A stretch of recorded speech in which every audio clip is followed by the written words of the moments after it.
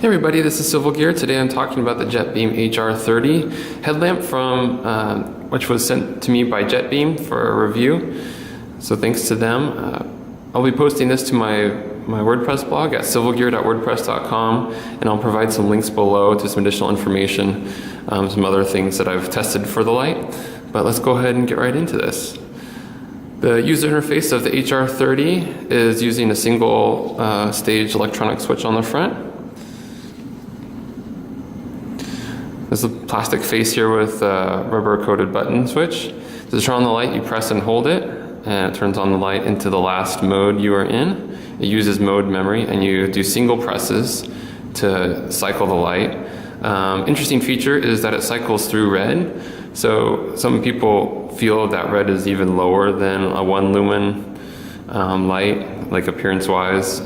So that's kind of interesting. I haven't seen a light that cycles red through the primary modes. And that's pretty much it. So you just keep pressing it and it'll flip along, and click and hold to turn it off. The only other thing this button does is a single tap from off, checks the battery. And it has various blink patterns. I don't know if it shows it on the box. Doesn't show the pattern, but it'll be white primary, and then it'll alternate with the red secondary, and so you can get an estimate of the overall battery life. Speaking of the battery, it comes with an 18650, which is it comes with a 2600 milliamp hour battery, but just a disclaimer that the run times on the back of the box are for let's see, a 3500 milliamp hour, so just adjust accordingly. Also, a really neat feature that I haven't seen in a headlamp before is the use of 2700, and I don't have any of those, so I haven't tried it out, but the battery tube inside of this is actually wider, so when you use the 18650 you have to have a little slip in there. So let's go ahead and I'll show you that. There's 2 tail caps. One opens the battery and one accesses the USB charging. So I'll just open this up. Has kind of a artistic knurling to it. It doesn't have like a typical diamond knurling. Let's open this up.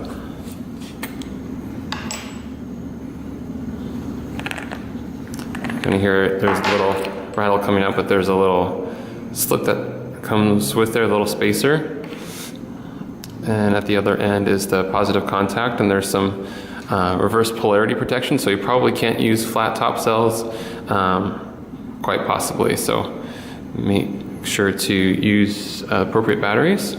So you can choose to put this back in by putting it on the battery and putting it in, or just slip the whole thing back in there. And here's the cap. Has a pretty good sized spring to it.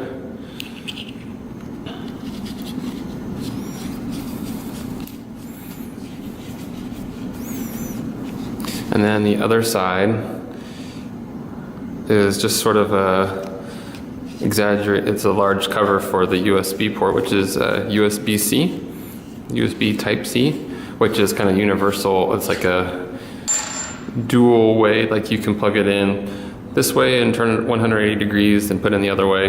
If you haven't used USB-C, it's pretty neat. Speaking of the charging, the USB-C can charge up to like 3 amps current, but a little bit in my testing, I guess it depends on your power source that you get it from, how many amps it'll draw, but I plugged it into a USB 3.0 port in my laptop, and the max I got was 1 amp draw, so that's just what this light, the charger is rated at. I have just a power bank with me, and this USB-C cable comes with the package, so you don't have to worry about getting a new cable. It's not proprietary in any way. There's a neat green indicator light right on the body of the light, which is really pretty. I'm impressed by that. And then also the red indicator lights turn on to show you what's going on with the light. The solid red means it's fully charged, or close to it. If it's blinking, that means it's charging. So no matter what, this bright red light's going to be on if you're charging it. So it'll be pretty obvious what's going on with it. It'll light up a good corner of your room while it's doing that. But yeah, so just to demonstrate the USB-C, you can pull it out and then kind of turn it the other way, because it has just a rounded edge to it. It'll come in focus. There we go. Also, I would probably recommend getting like a 90 angle adapter, just so it lies a little flatter on the surface, depending on how you've got it set up. And those are pretty cheap. You can get those off Amazon. Oh, and the light does, let me plug it back in. The light does operate while you're got it plugged in, so that's pretty cool. You can go for some extended run time and carry a battery with you while you're wearing it. So,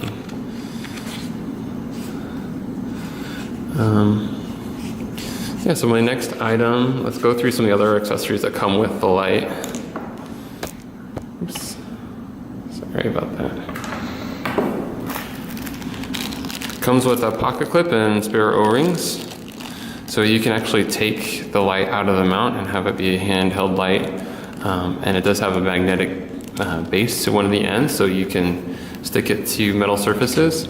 Also comes with some warranty cards and manual, stuff like that. So that's everything that's in the package, plus the USB-C cable. A note about the strap is the over the head strap. You have to kind of attach this, which isn't a big deal, but you see that this can slide around pretty easily. It's just a simple loop over the head. So it kind of moves around a little bit, but it's not a big deal. While I unscrew the tail caps here, notice that the LED, the reflector, has an orange peel texture to it. Helps smooth out the beam and helps make the beam be pretty wide. Turn on the, oh, I started loosening that one a little bit, so I don't know if you can see. It has a fairly wide angle to it, so that's always great for a headlamp. I prefer my headlamps to be wider to get a better coverage of close-up, and I'll use a hand light for more throwy operations to see ahead of me further. And so this is another tricky part to get the light off the mount. So you have to take both caps off, and the mount is rubber, so you can push it off, but it's a little bit stiff. Oh, actually, before I take that off, I forgot to mention there is an angle locking mechanism built into the unit, to the head mount. There's a little plastic tab that sticks out a little further that kind of ratchets on the body. You can kind of see those bumps. So it'll take a little bit of working in, I think, to smoothen it out, but it's kind of stiff at first. And if you don't prefer it, I'm sure you can just kind of knock that piece out, because the rubber in here should probably hold the light where you'd like it to. But they probably did that so that when you go to push this button on the front, that it doesn't move angle up and down. So that's an interesting feature, but I don't think is as necessary.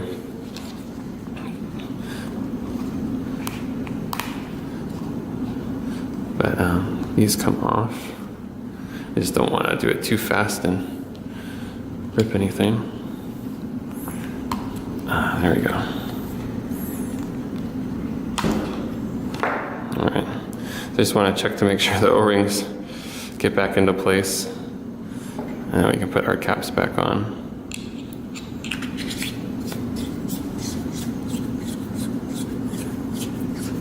Quite a few turns on that one. Back in.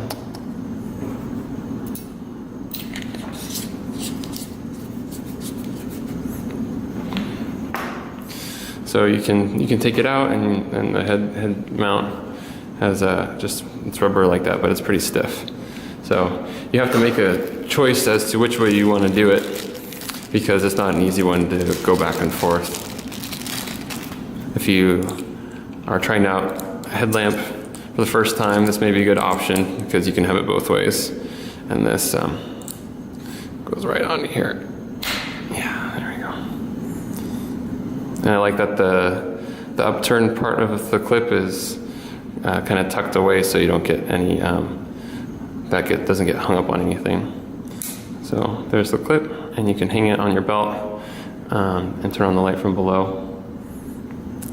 So yeah, overall runtime, I'll bring up my other testing I did. I confirmed that it is temperature regulated, so when you're running it on turbo for a long time, it won't just keep getting hotter and hotter. So you can see where I reset. This is where it first starts, and it runs for about, what was it, a couple minutes. And I let it sit for a while, and then I turn it off and turn it back on. And that's what I call a reset. And it goes back down and try it again, and even shorter amount of time. So you can see that this is the temperature at the front of the lens, and the orange is the temperature of the body itself. It just can't get past that temperature. It was about 120, 125 degrees Fahrenheit for the body. And so that's about as much as you'd want to go, otherwise it's really hard to hold. So I'm happy to see that it's temperature regulated. And I'll put a link to this in the description. But overall, I think the features that stand out is the USB-C charging. I'm happy to see that. The use of the 2700 battery is really cool, and I hope that sees its way into more headlamps. The option of extra runtime is always great. And yeah, so if you have any other questions, if I missed anything, feel free to comment below, and I'll get to those as soon as I can. And thanks for listening, and we'll see you next time.